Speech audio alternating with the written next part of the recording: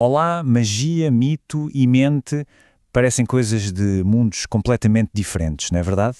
Mas, nesta análise, a gente vai explorar a fronteira surpreendente onde estas três áreas se encontram.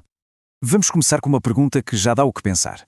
E se a magia não tivesse nada a ver com o sobrenatural?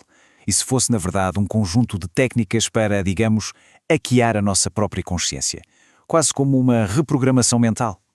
É essa a ideia que vamos explorar. Para entender essa perspectiva, a gente precisa ir além daquela imagem popular de magia. Não se trata dos feitiços que vemos nos filmes, mas sim de uma abordagem muito mais moderna e, olha, muito mais pragmática. E é aqui que entra a magia do caos. As fontes descrevem-no como uma prática focada em resultados que se podem observar. O ponto crucial é este: a crença não é um artigo de fé, mas sim uma ferramenta. Uma ferramenta que pode ser adotada e descartada conforme a necessidade. Não é preciso acreditar em sistemas complexos de energias ou reencarnação para que as técnicas funcionem. É uma abordagem bem faça você mesmo para a alteração da consciência. Certo, então se não são varinhas e caldeirões, quais são as ferramentas?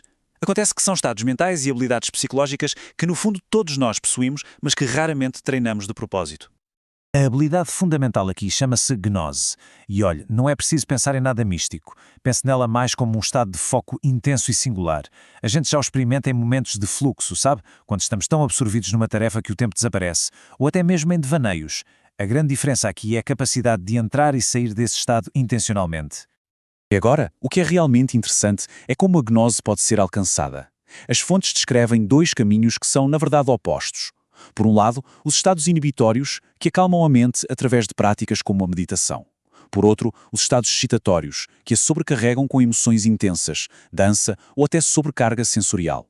O objetivo de ambos é exatamente o mesmo: silenciar o nosso sensor interno, a mente consciente, para que a intenção possa ser plantada lá no subconsciente.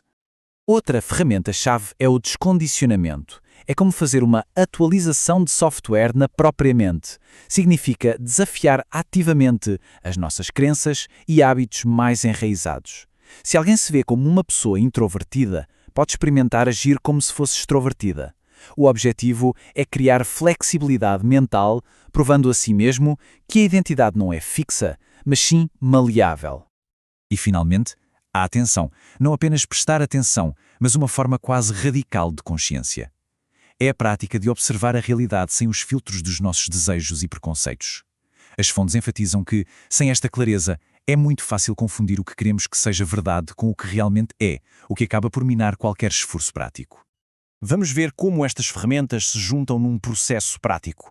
A criação de um servidor, que pode ser entendido como um programa mental autónomo para uma tarefa específica, segue passos bem metódicos. Define-se um objetivo, formaliza-se numa afirmação e depois num símbolo visual.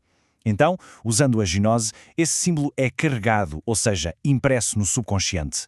A etapa final é esquecê-lo conscientemente, permitindo que o subconsciente trabalhe na tarefa em segundo plano, sem interferência. Vamos avançar e ver como isto se desenvolve de uma simples técnica para uma filosofia.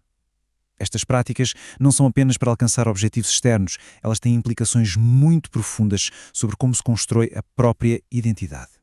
É aqui que a análise se conecta com o pensamento filosófico, especificamente com o conceito de subjetivação. A ideia é que estamos constantemente a ser moldados por forças externas, sociais, culturais, políticas. A subjetivação é o ato de resistir a essa moldagem e de nos criarmos ativamente, de acordo com as nossas próprias regras e valores. Então o ponto crucial é este. As técnicas que vimos, descondicionamento, controle da crença, alteração da consciência, podem ser vistas como métodos práticos para realizar este ato filosófico.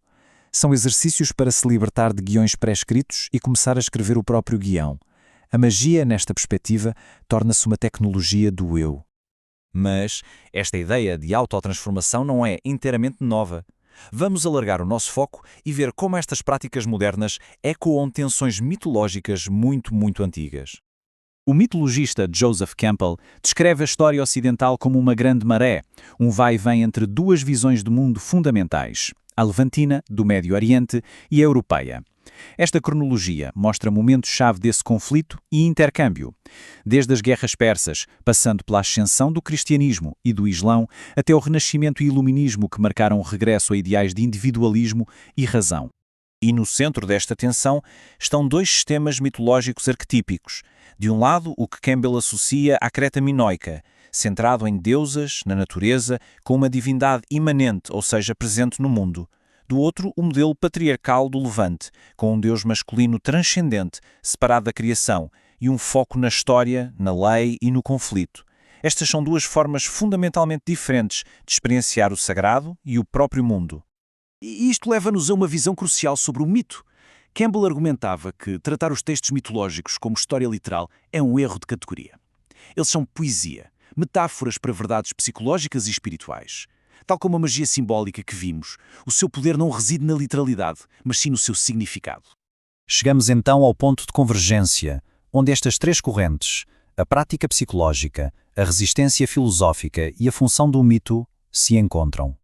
Então, o que é magia para o século XXI, segundo esta perspectiva? Primeiro, é uma caixa de ferramentas psicológicas para operar a própria mente. Segundo, é uma filosofia de resistência, um método para a autocriação. E, por fim, funciona como um mito pessoal, um caminho individualizado para encontrar significado, algo que as grandes narrativas coletivas do passado já não fornecem a todos. E esta análise deixa-nos com uma pergunta final. Se a magia do caos nos ensina que a crença é uma ferramenta e não um dado adquirido, isso aplica-se a todos nós, quer pratiquemos magia ou não. As nossas crenças, sobre nós próprios, sobre o mundo, estão ativamente a construir a nossa realidade a cada momento. A questão, portanto, não é se estamos ou não a usar esta ferramenta, mas que mundo estamos a construir com ela.